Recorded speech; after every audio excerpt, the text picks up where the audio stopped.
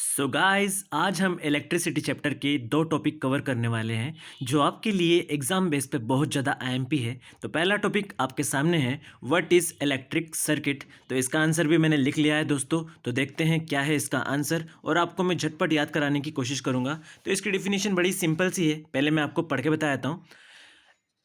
A simple continuous closed path made of electric components like resistance, switch, cell and conductor wires through which an electric current flows is called electric circuit। इसका मतलब ये हुआ कि जो electric circuit होता है वो simple और कंटिन्यूअस क्लोज्ड पाथ होता है। इन चार वर्ड्स का मतलब समझते हैं। सिंपल का मतलब ज़्यादा उलझा हुआ नहीं, जो आसानी से समझ में आ जाए। कंटिन्यूअस का मतलब एक ऐसा रास्ता जो सब जगह से पैक हो, कहीं से खुला ना हो, उसको हम कंटिन्यूअस बोलते हैं। और क्लोज का मीनिंग दोनों का मिलाकर ही ऐसा है कि हम इलेक्ट्रिसिटी के लिए ऐसा रास्ता बनाएंगे जो कहीं से खुला हुआ ना हो। पाथ का मतलब हो गया रास्ता।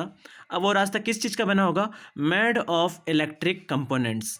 और वो रास्ता बना होगा इलेक्ट्रिक कंपोनेंट से, क्योंकि इलेक्ट्रिसिटी को फ्लो होने के लिए इलेक्ट्रिक कंपोनेंट्स ही लगेंगे। जैसे कि लाइक रेजिस्टेंसेस के एग्जांपल में आ जाएगा बल्ब, टीवी, यानी कि जो भी चीज़ें इलेक्ट्रिसिटी से चलती है उसको हम रेजिस्टेंस मान सकते हैं। इसके अलावा स्विच आप जानते हो, जिससे लाइट बंद चालू कर सकते हैं।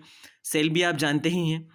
एंड कंडक्टर वायर्स, जिन वायर्स के थ्रू करंट का फ्लो होता है उसे कंडक्टर वायर कहते हैं।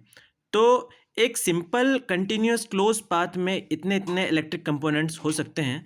अब इसके ही थ्रू जो है इलेक्ट्रिसिटी फ्लो हो सकती है, तो आगे लिखा है through which an electric current flows, यानी कि इन्हीं वायर्स के थ्रू इलेक्ट्रिक करंट फ्लो होता है और इसीलिए तो दोस्तों हम इसे कहते हैं इलेक्ट्रिक सर्किट। अब इसके आगे जो है डायग्राम बना सकते हैं।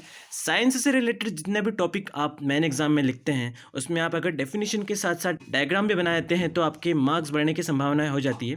यहाँ पर मैंने एक सिंपल सा डायग्राम बना रखा है जिसमें एक बल्ब दिख रहा है। ये बल्ब जो है रेजिस्टेंस का एग्जाम्पल है।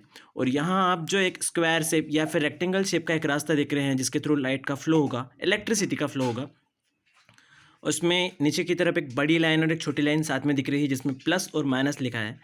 ये सेल है और सेल के पास ही के से जो है स्विच को मैंने शो किया है। आप जैसे स्विच को ऑन करेंगे तो इलेक्ट्रिसिटी यहाँ से चालू होगी, यहाँ से बल्ब चलना चालू हो जाएगा और इस तरीके से एक पूरा कंप्लीट जो है रास्ता बन जाएगा जिसे हम कहते हैं इलेक्ट्रिक सर्किट। तो यहाँ आपको साफ साफ दिख रहा है ये जो वायर है सभी तरफ से पैक है, बंधा हुआ है, इसीलिए इलेक्ट्रिक सर्किट को सिंपल कंटिन्यूअस क्लोज्ड पाथ बोलते हैं। और यहाँ पर आपका टॉपिक हो जाता है complete, what is electric circuit. तो दोस्तों इस वीडियो को देखने के बाद जब इस डिफिनेशन को आप दोबारा पढ़ेंगे तो ये आपको बहुत ही सिंपल लगेगी और याद भी हो जाएगी। तो दोस्तों जो इसी वीडियो का दूसरा टॉपिक है उस टॉपिक का नाम है define unit of current. Current की यूनिट क्या होती है, तो देख लेते हैं क्या होती है करंट की यूनिट। तो देखिए answer, the unit of current is known as ampere. इसका मतलब ये है कि आपको करंट को मेज़र करना है, करंट का मेज़रमेंट करना है तो आप किस में करेंगे? एम्पियर में। एम्पियर को आप शॉर्ट में ए लिख सकते हैं। अब इस बात को आप ऐसा समझिए कि हम वेट को केजिस में मेज़रमेंट करते हैं, लेंथ का मेज़रमेंट हम किलोमीटर, मीटर या फिर सेंटीमीटर में करते हैं। वैसे ही अगर आपको करंट का मेज़रमेंट करना है तो आपको एम्पियर में उसको मेज़रमेंट करना होगा। इसीलिए तो दोस्तों कहते हैं unit of current is known as ampere. उसके बाद थोड़ा सा इसको एक्सप्लेन किया है टर्मिनोलॉजी के हिसाब से, the flow of 1 coulomb of charge. तो दोस्तों जिस तरीके से बूंद बूंद के बहने पर पानी की लहर बन जाती है वैसे एक एक चार्ज के बहने पर जो है करंट बन जाता है। यहाँ पर चार्ज की यूनिट हो गई कूलम, तो आपको 1 कूलम चार्ज को जो फ्लो करना है, यानी कि जैसे एक बूंद पानी को फ्लो करना होता है वैसे ही हम बोलेंगे 1 कूलम चार्ज। अब अगर चार्ज का फ्लो हो रहा है तो उसमें टाइम तो लगेगा ही, इसीलिए नीचे लिखा है पर सेकंड, यानी कि हर एक सेकंड में जितने कूलम चार्ज का फ्लो हो जाएगा उसे हम कहेंगे एन एम्पियर। इसीलिए दोस्तों कहते हैं flow of 1 coulomb of charge per second is called an ampere. और इसके लिए हमने इसका फॉर्मूला ही बना दिया है कि 1 एम्पियर करंट का मेजरमेंट तब माना जाएगा जब 1 कूलम चार्ज को आप डिवाइड कर दो 1 सेकेंड से, और डिवाइड करने का मतलब पर ही होता है, यानी कि 1 coulomb charge per second is known as 1 ampere current.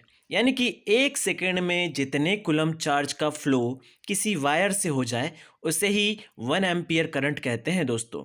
तो यहाँ पर हमारे दोनों टॉपिक कंप्लीट होते हैं। आपको कौन सा पार्ट अच्छा लगा आप कमेंट करके बता सकते हैं, और अगर आपको ऐसे ही वीडियो पसंद आते हैं तो आप हमारे चैनल को सब्सक्राइब कीजिए और सारे के सारे IMP टॉपिक फ्री में सीख लीजिए। Thank you very much.